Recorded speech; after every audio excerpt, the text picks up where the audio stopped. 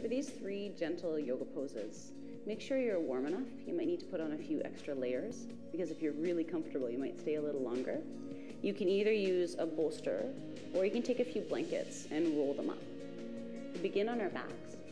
The bolster or your blankets go underneath your knees, and then just allow the knees to open out to the sides so they're fully supported by the bolster or the blankets. The tailbone's meant to be quite long, so you might need to pick up your hips and tuck your tailbone under. Your hands could rest on your belly. The back of the neck is long. And just tuning into the breath, feeling on your inhale there's a rise, and on the exhale there's a fall. If it does feel like you're ready to move on, you can bend your knees, roll to your side, and then press up from there. For the next pose, we'll be taking a variation of child's pose or balasana, using the bolster if you like. Inhale in, and then on the exhale, lie down and take your gaze to one side. If it doesn't feel comfortable to be on the bolster, just move it out of the way and just lie down like you normally would in child's pose.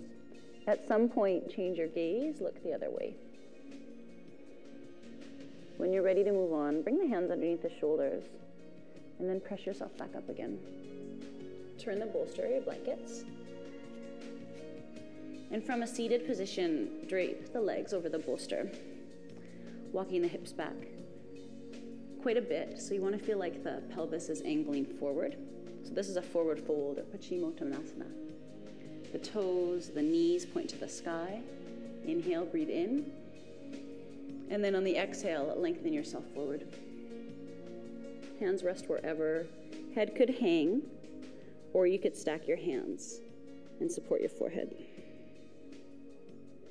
The idea is the knees have such a big bend that the hamstrings don't get as strong of a stretch, so you can really focus on the release along the spine, particularly around the upper spine. When this is complete, hands come below your shoulders again to give you a little bit more strength to push yourself up. To help yourself relax and to quiet your mind, try these poses whenever you need them. They're particularly nice before bedtime to help you wind down. Bring your hands to prayer position and let your head drop down. Thank yourself for all your hard work. And thank you for joining me today. Namaste. Nowhere else